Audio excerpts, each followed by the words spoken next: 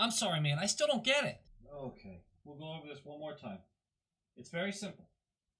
You need a superstar first liner. You have Eichel, okay? Elite goaltending? No one. Solid collection of role players? You got a couple, but not enough. And depth, you definitely don't have. What do you not have? Okay, I don't have 2, 3, or 4. There you go. Nice job. Okay, so now what you're going to do, it's a 3-year plan, okay? You're going to use your superstar first liner, elite generational talent, to attract undervalued free agents. That's going to take care of your depth and your role players. You will not trade picks because you'll need those picks to also fill in for 3 and 4.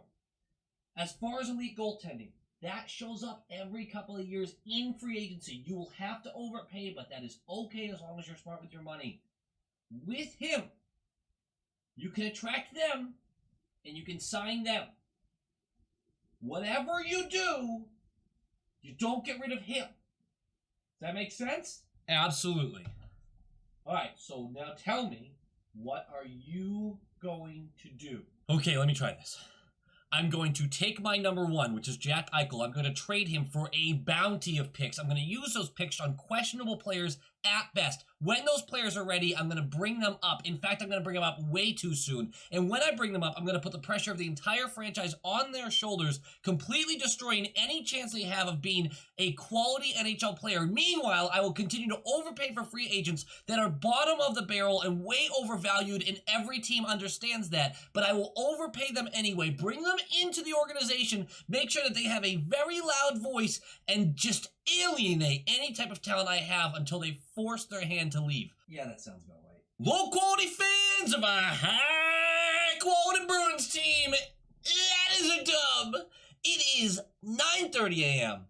It is April 30th. It's a Friday. I don't have anything to do today. I'm wearing a Bruins onesie. I'm drinking a Crown and Ginger, and I know what you're thinking. And don't worry, I'm gonna tell you, yes, the onesie has a butt flap. I know that's a lot of energy for 9:30 a.m., but I am feeling great. And sure, maybe it's a little too early for the bear mug that's full of a drink, but you know what? I'm an adult. It's Friday. You have the day off.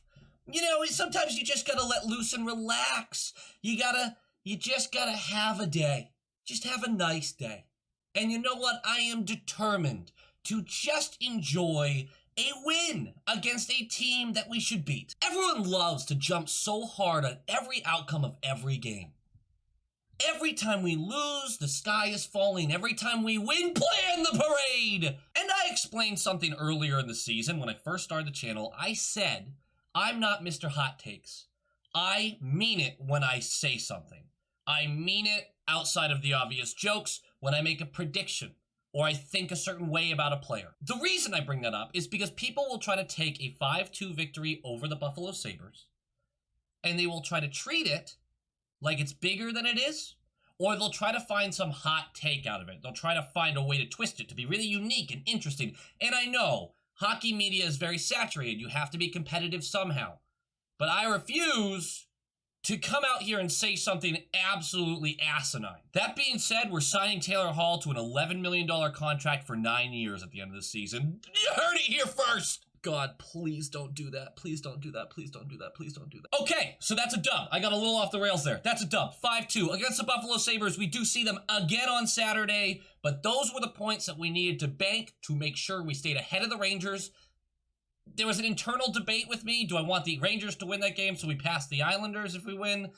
Personally, I'm glad we're just adding separation. I would rather be a confirmed playoff team than have to make it to third. I just think it's better just to get it done, have a couple of games where maybe Carlo and Kasha can come back and be relaxed. They don't have to worry about the results of the game so much. I bring that up because Carlo is slated to come back early next week at best. Kasha is skating again.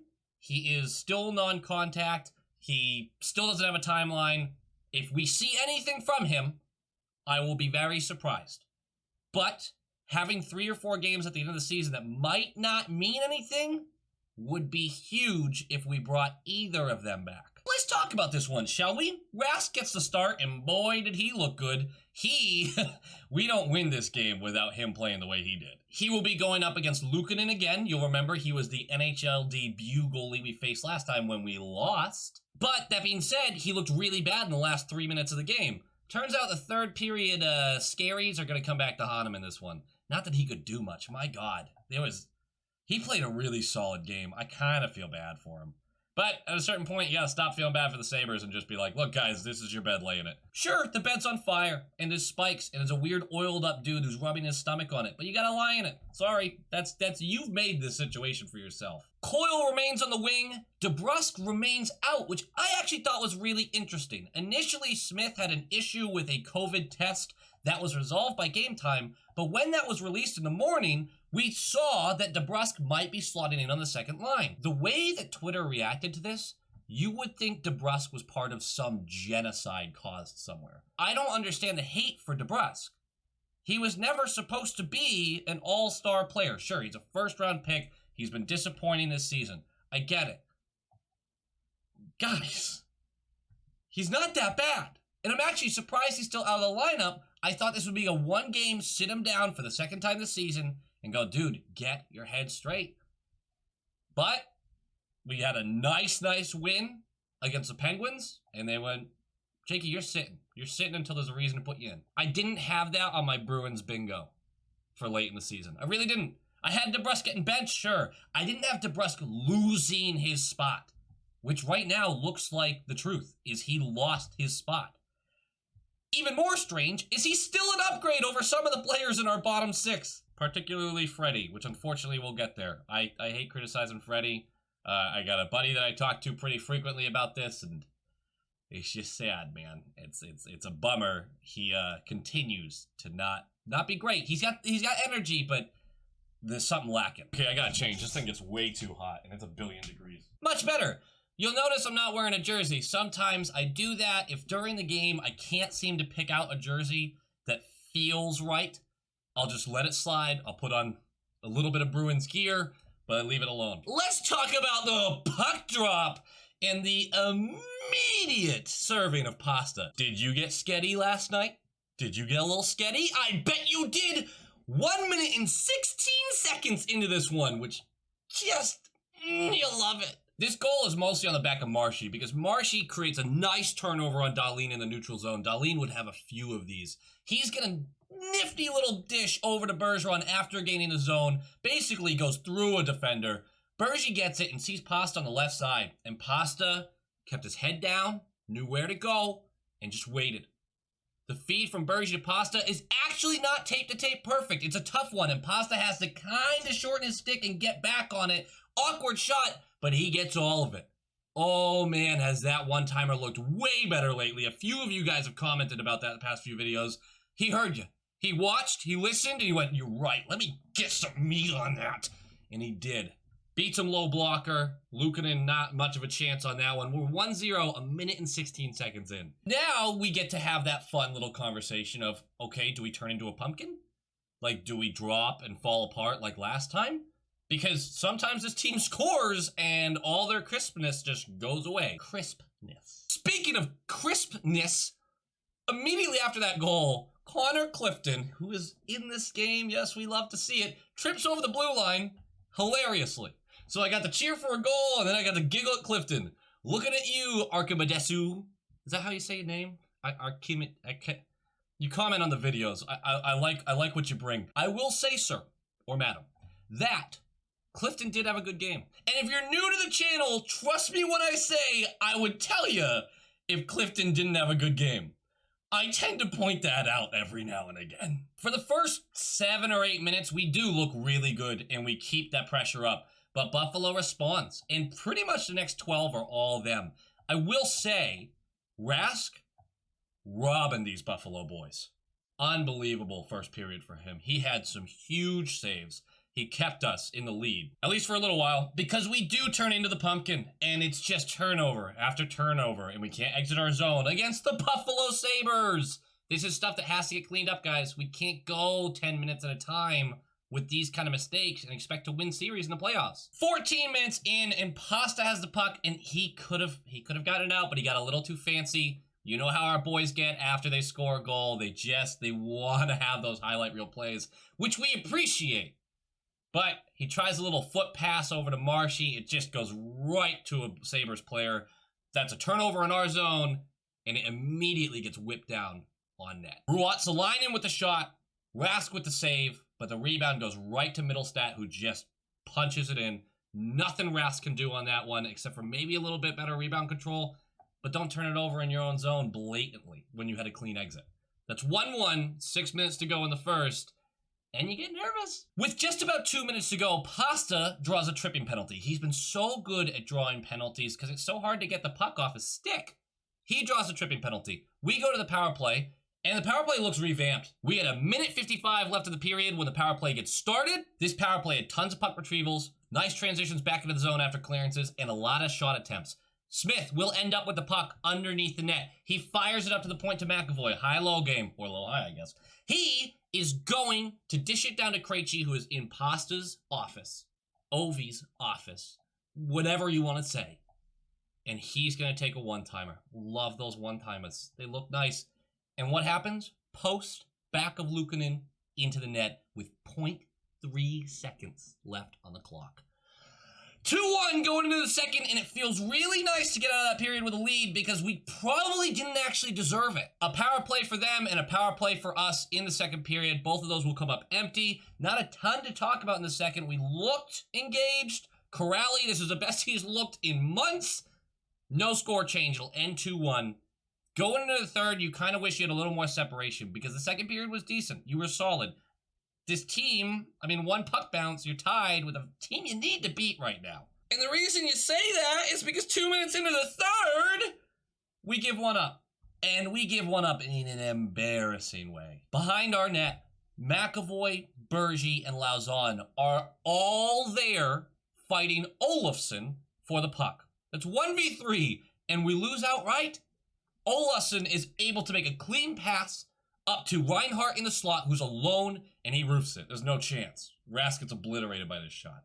It's 2-2, 2 minutes into the third, against the Buffalo Sabres. This is the point of the game where everyone's sitting there going, all right, can't wait for my sky is falling tweets. Can't even beat the Sabres. No way you're going to beat the Pens in round one or whoever the fuck we play.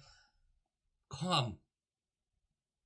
The thing about good teams versus bad teams, because hockey is a sport in which you're always so close. The parity in the league is better than ever.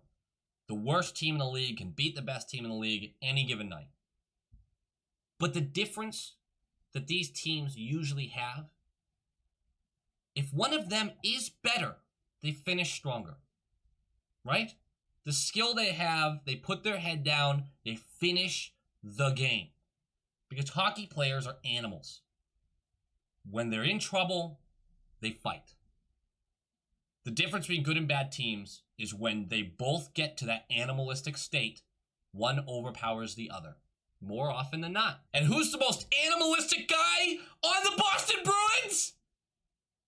You're not going to guess this. Charlie Coyle. God, I'm so glad that he got this monkey off his back, man. I am very critical of Coyle. But I root for this guy so hard. I just want him to succeed. I want him to succeed. Because if he gets hot, oh man, especially with the first two lines humming and then he gets hot, oh, his team's going to be so good. 8 minutes into the third, and Coyle is dogging, and he creates the turnover. Gets ahead a little bit, is fighting two Sabres players just to keep the puck, but it's technically a breakaway. He's got a foot on him, and he gets right in front of Luukkonen and then just skies it right over the glove. Just complete bait and switch the whole time. That is first goal in 28 games, and it's a beauty.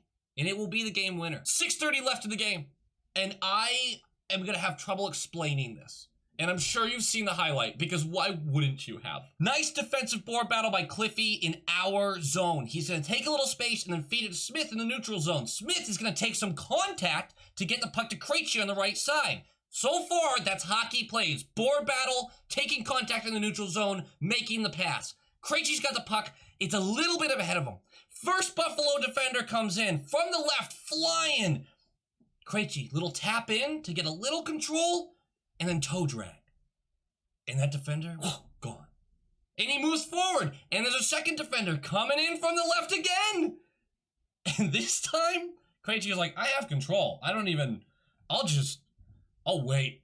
And he did again. And it's another toe drag, but this one's so clean.